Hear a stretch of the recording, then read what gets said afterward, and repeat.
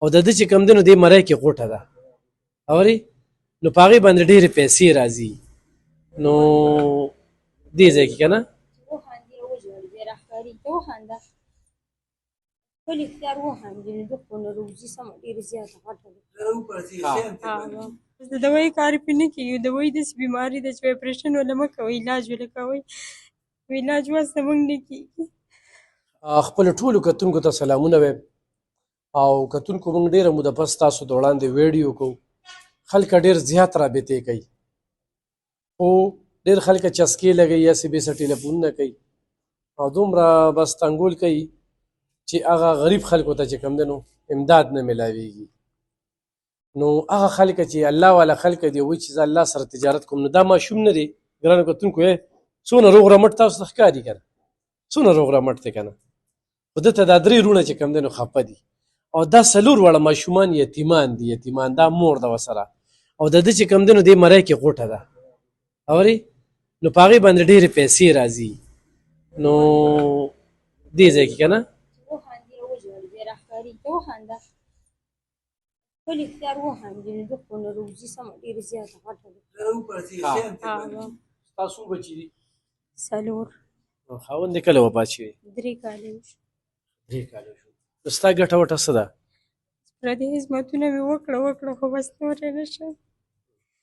هغه هم ګزاره نه کېږي بس دغه کش ماشومان دي څوک هم نشته نه پلار شته نه تره شته نه نیکه شته بس صرف دغه واړه دي ډېر مو له کارونه وکړه خو بس د دوایي کار پې نه کېږي دوایي داسې بیماري ده چې اپرېشن وله مه کوئ علاج وله کوئ علاج واسطه موږ نه کېږي د دې بچو سکول وې ځي نو بری ډاکټران څه وایي څونه پیسې پرې راځي نو هغوی وایي چې علاج ورته کوئ اپرېشن وله مه کوئ او د علاج وس زموږ نه کېږي چې پلار و علاج په ورته کوو نو ټیکو کنټرول کېده او اوس ډېره زیاته چې دا ماشوم کله ژاړي یا خاندي دا روزي ښکته ده تکه شنه ده او بس چې موږ ولې د رزق غم وکړو که موږ ولې د دغه به ګوښې لوږې او تندې مې پې تېرې کړې خو اوس راسه د علاج سم نشته داسې اندازتن څونه خرچه به پرې راځي د میاشتې نو چې هغه و موږ به بوتلو 3 کاله مخکې بس 2000 3000 د ده ایکو ای سی جي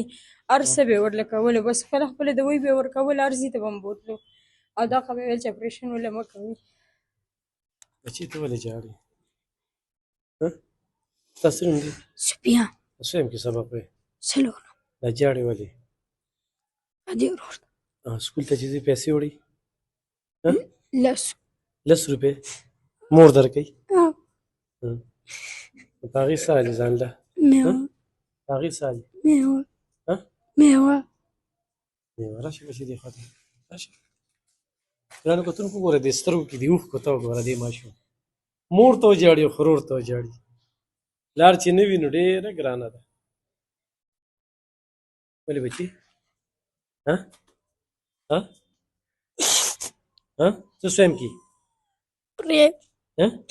پریپ کې ته چې ځان له ځې سکول ته پیسې وړې ډېر ورور ته څه تکلیف وي مرۍ کې غوټ نو چې راشي نو بیا تاسو خفه یې څه وي ډېر ورور ته غوټه دې مرۍ کې سید باندې چې راشي بیا ژاړي ته به څه جوړېږې تعلیم وکړې په دې خیال ځکه به دوی څه سوچو کې ده سره دا غم دی چې زه کله غټ شم چې زه هوټل ته لاړ شم او مزدوري وکړم داسې همدغه شان ده چې زه لاړه شم او راشم کار له بس دوی دغه ماشوم ښه صحیح و او دا تبه کې ایسته دا سترګې معمولي شان اوس چپې شوي نو چې زه پردی کار کوم دوی زه کور کې پرېږدم نو چې ځان سره بوځم هم کار نه کېږي چې نه یم بوځم نو چې زه خو دوی ته ناست یم چې دا هم راته مات ګوټ شي نو بیا به پې څه کوم موبایل نمبر دې څه دی 0308 88 33 917 0308 88 33 917 راشه بچې دې خوا ته راشه ګلالي راشه هله دې خوا راشه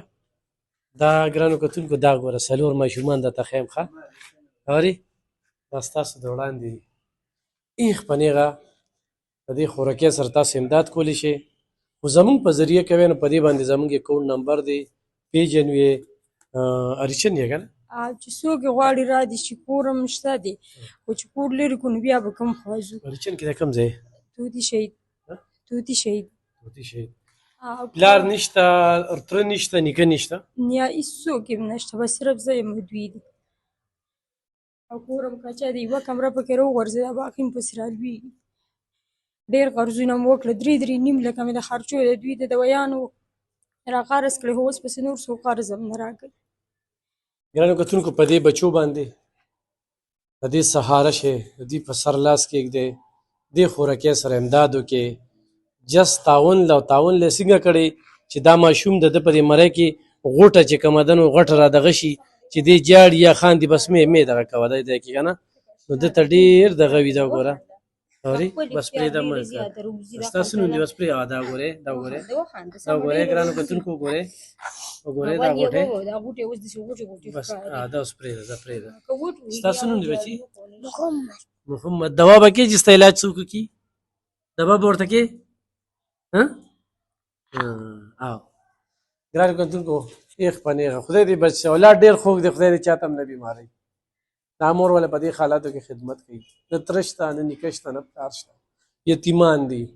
اوس دس هم کېږي د الله د رضا لپاره ایخ په نیغه ورسره وکړې په دغه نمبر باندې ورسره امداد وکړې ډېره